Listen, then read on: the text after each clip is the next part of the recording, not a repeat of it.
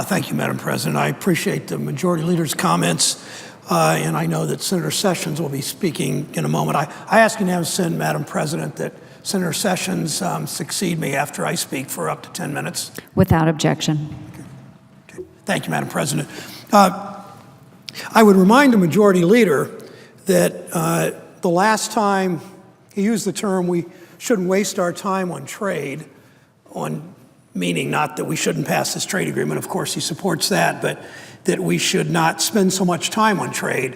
The last time, 13 years ago, when Congress debated a trade issue, led to much smaller trade agreements, most immediately the Central American Free Trade Agreement. That was the one that President Bush most wanted to negotiate at that time, if I recall. That debate lasted for 3 weeks. I'm not suggesting this debate lasts 3 weeks, but I am suggesting that to say we're wasting our time on trade, on a long debate, on a thorough debate with a number of amendments is a bit of a reach. I would add that this trade agreement, this fast track, speaks to ultimately at least 60% of the world's GDP. First, the Trans-Pacific Partnership, which is pretty much already negotiated, even though the USTR won't let much of this trade agreement actually see the light of day prior to voting on fast track.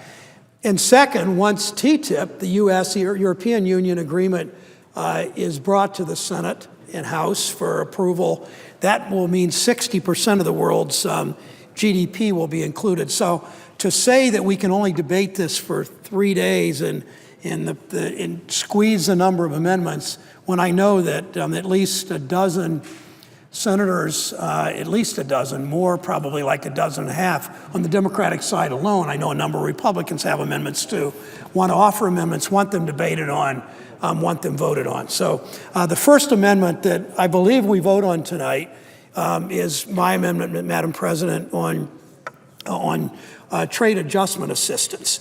Everyone acknowledges, from those who oppose TPA and oppose TPP to its most vehement cheerleaders, the Wall Street Journal editorial board, in a number of conservative think tanks, in a number of free trade advocates, everyone acknowledges that trade agreements result in winners and losers because they bring dislocation in the economy. We can debate whether the winners outweigh the losers. I don't think they do. I think the losers outweigh the winners in what happens in trade. I know that the wealthiest 5% in this country, by and large, gain from these trade agreements, but the broad middle and below typically lose from these trade agreements. But I know what they've done to my state. I know what they've done to the presiding officer's state, and I know what they've done especially to manufacturing.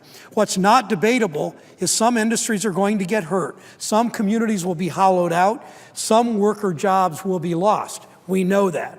We owe it to workers who are going to have their lives upended through no fault of their own to do everything we can to ease the transition. Think of that, Madam President. We make a decision. President Obama asked us to pass this. Republican leadership's asking us to pass this in the Senate, Republican leadership in the House joining President Obama to pass this. So decisions that we make here, the President of the United States and members of Congress, decisions we make will cost people their jobs. We know that, whether you're for TPA or not. We know some people lose their jobs because of these trade agreements. We owe it to them, to those workers who have lost jobs, to those communities that experience devastation, small towns that have seen plants close. Those creates devastation in those towns. We owe it to provide training and assistance to help those communities, to help those workers get back on their feet. That's why I'm calling on all my colleagues, regardless of how you feel into Trans-Pacific Partnership, regardless of how you're going to vote on fast track, to support this amendment which restores trade adjustment assistance funding levels to $575 million a year. This is the same level, Madam President, that was included in the bipartisan TAA bill in 2011. A quarter of current Senate Republicans, sitting Senate Republicans, a quarter of them voted for that higher number. This amendment's fully paid for. I know some of you think that $450 million, the amount included in the underlying bill, is sufficient, but it's not. The truth is $450 million likely won't be enough. In 2009 and 2010, TAA cost $685 million each year.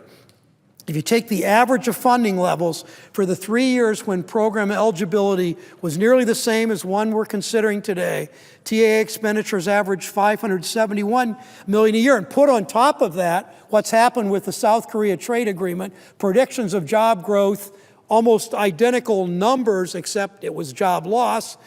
That means more people eligible for TAA. Put on top of that Trans-Pacific Partnership. We know there'll be winners and losers. The losers need help. Add that to the dollar figures we need for trade adjustment assistance. TAA helps workers retrain for new jobs so they can compete. We have clear evidence that TAA works. It helps workers develop the skills they need to find work and stay employed. If we're going to compete, we need to invest in these workers to make sure they're ready to meet that global competition. Right now, this body considers fast-track authority for trade agreements that encompass 60% of the world's economy. Now is exactly the wrong time to underinvest in training workers. If we don't support my amendment, that's what we're doing. Make no mistake, you go home after voting no on this dollar figure of 450 of putting it back to where this Congress voted on it only 4 years ago, you are leaving workers behind. You are underinvesting in workers. You're showing that these workers that lose their jobs because of South Korea, these workers that lose their jobs because of NAFTA or CAFTA or what's happened with PNTR or the South Korea trade agreement, you're saying to those workers, sorry, we don't have enough money to take care of you, even though it was our actions in the House and Senate and this president that caused those workers to lose their jobs. This is the same level that 70 senators, including 14 current Republican senators who sit in this body today, supported. 307 members of the House of Representatives also supported this dollar figure that this amendment calls for in 2011.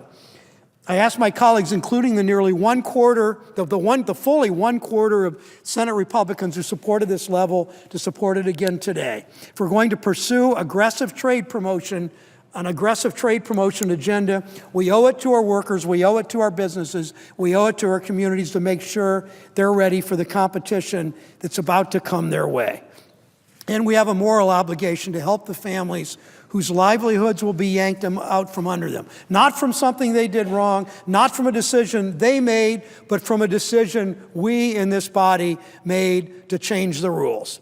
We know that'll happen. We saw it with NAFTA. We saw it with CAFTA. We're seeing it with Korea. We know we'll see it again with TPP. There's no question that potential new trade agreements we're considering will create economic loss. There's no question that Americans will lose jobs. There is no question. Nobody disputes that. Are we not to take care of those workers that lose their jobs? Again, it wasn't their decision. It was our decision in this body to vote for these trade agreements and then not to fund those workers' comebacks, not to help those workers get back on their feet, not to retrain those workers that lost their jobs because of what we did in this body. Talk about a moral issue. It's our duty, Madam President, to look out for those workers who end up on the losing end of our defined trade policy.